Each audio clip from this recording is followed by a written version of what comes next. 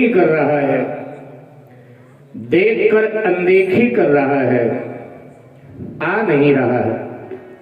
तब भगवान श्री राम ने लक्ष्मण की ओर देखा और कहा, लक्ष्मण, ये कैसा अजीबोगरीब जीव मिला है।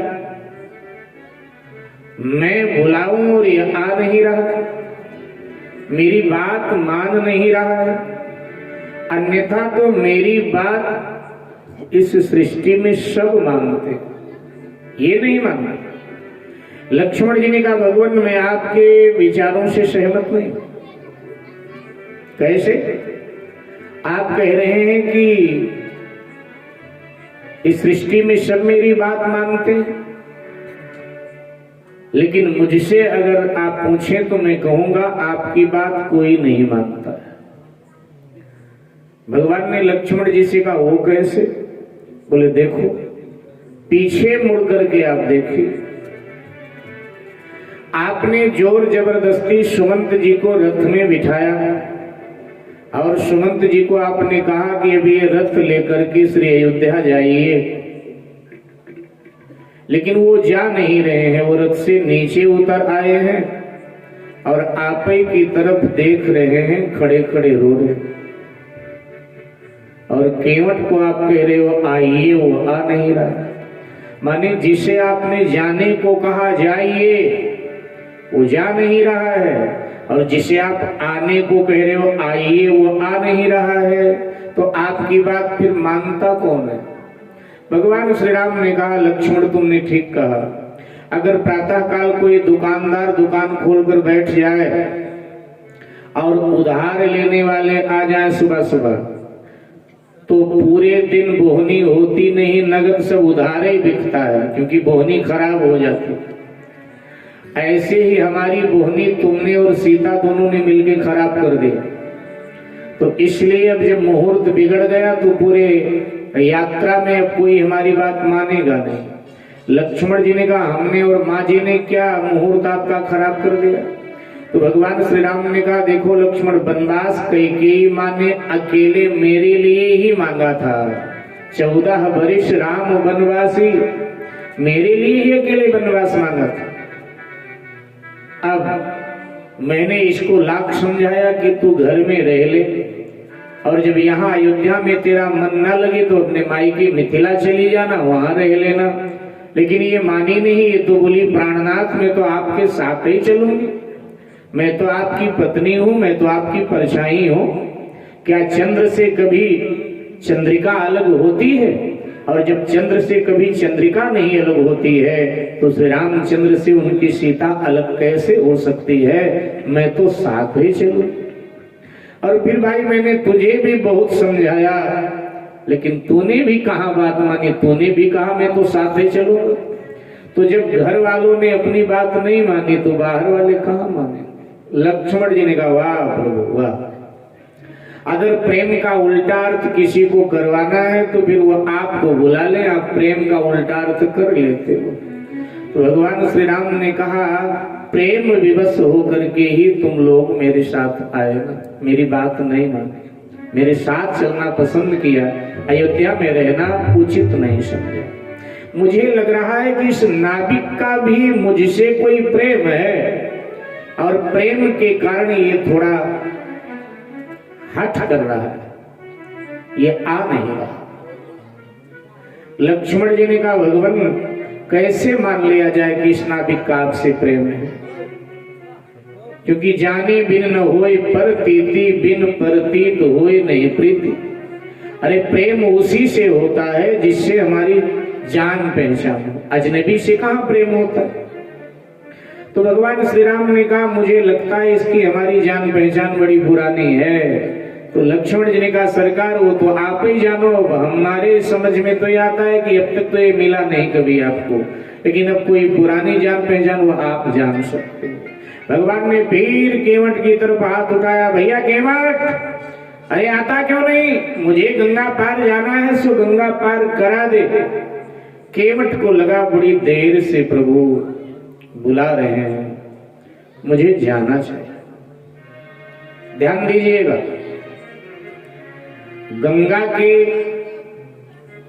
किनारे होते हैं, दो तट होते हैं। एक तरफ नदियां रेत छोड़ देती हैं, उधर लोग खरबूज तरबूज साग सब्जी उगा लेते हैं। वो गंगा जी का सकाम घाट माना गया है। और एक तरफ पानी बिल्कुल किनारे से लग करके बहता है, वो गंगा का निष्काम घाट माना गया है। तो जैसे गंगा जी के दो घाट हैं, सकाम और निष्काम, ऐसे भक्ति के भी दो घाट हैं, सकाम और निष्काम।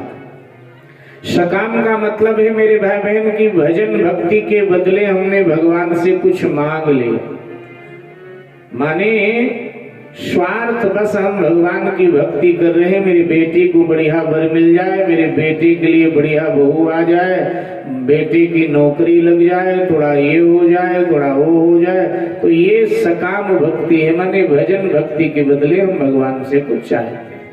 एक निष्काम भक्ति है कि कुछ नहीं चाहिए, भगवान से भगवान को भी भक्त नहीं मानता है।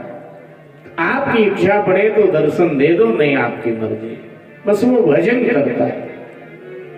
तो केवट भगवान का निष्काम भक्त है, केवट को भगवान से कुछ नहीं चाहिए। अगर चाहिए होता फिर तो देखते ही आ जाता नौका लेकर, तो निष्काम भक्त है। अब जब बार बार प्रभु ने आवाज लगाई तो केवट को लगा कि जाना चाहिए, और केवट नौका लेकर आ गया, नौका किनारे पे लग गई। और जैसे नौका किनारे पर लगी तो भगवान आगे बढ़े कि भाई नाव पर बैठे हम लोग, तो जैसे भगवान आगे बढ़े एकदम खबरदार कर दिया, सरकार खबरदार, जहां खड़े हो वहीं खड़े रहो, जब तक मैं आज्ञा न करूं तब तक मेरी नौका में मत बैठना। ये अयोध्या नहीं, ये गंगा घाट है, यहाँ का राजा तो मैं ही हूँ, इसलिए यहाँ आपकी नहीं, यहाँ मेरी चलेगी। मेरे भाई बहन, ये केवट अनपढ़ है, अछूत है, देहाती आदमी, लेकिन हृदय में भगवान के प्रति बड़ा प्रेम है। अच्छा, देहात के लोग होते बड़े सहज, बड़े सरल हैं, उनको बनावटी भाषा नहीं आती, वो तो अपनी ग्रामीण बोली में सीधी सादी भाषा में बात करते हैं। सो केवट भी अपनी ग्रामीण भाषा में सीधी सादी भाषा में भगवान से बात कर रहा है। भगवान ने कहा एक बात बता भाई, इतनी देर में तो नौका लेकर आया और अब आ गया है तो कहता है जब मैं आज्ञा करूं तब मेरी नौका में बैठना। मेरी बात इस सृष्टि में सब मानते हैं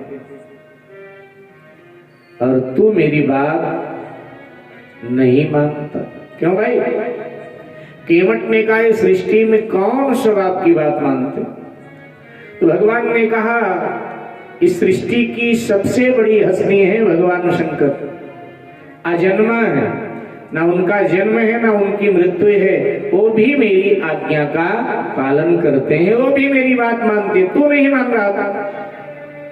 केवट ने कहा शंकर जी माने सो माने, लेकिन मैं मानने वाला नहीं, क्योंकि मैं शंकर जी से भी बड़ा हूं। और जब कहा मैं शंकर जी से बड़ा हूं तो सीता मैया और लक्ष्मण जी भी आश्चर्य से भर गए, ये क्या बोल रहा है? बोला मैं शंकर जी से भी बड़ा हूं। भगवान श्री राम ने कहा वो कैसे भाई, तू शंकर जी से बड़ा है? बोला शंकर जी के तो जटा में गंगा बह रही है, लेकिन मेरे तो चरण में गंगा बह रही है, तो मैं शंकर जी से भी बड़ा हूं। और सरकार सुनो, मैं ऐसे आपको नाव में नहीं बिठाऊं, तो कैसे बिठाए? मानसकार लिख देते कि मांगी नाव न केवट आना, मांगी नाव न केवट आना, मांगी नाव न केवट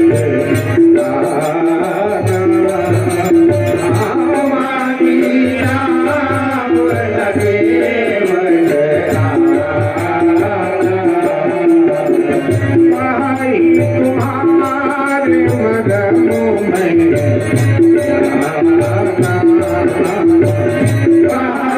तुम्हारे मरम में जाना, कहीं तुम्हारे मरम में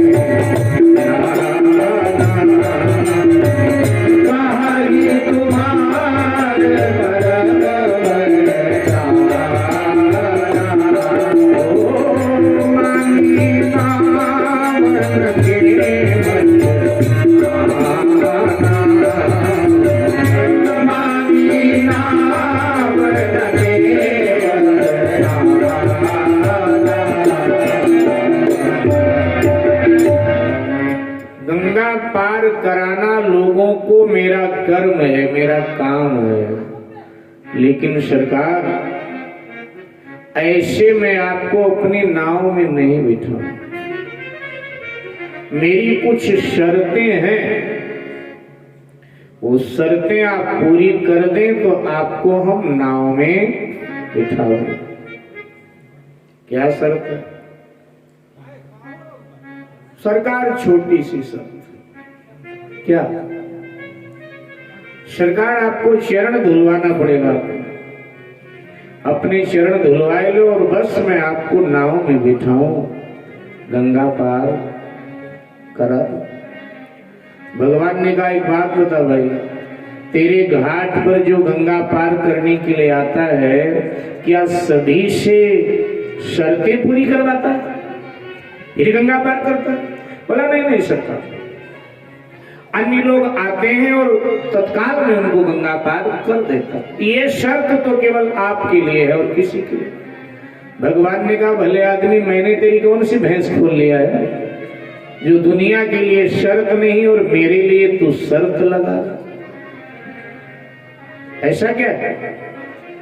तो केवट ने कह दिया कि कहा ही तुम्हारे मरम में जाना,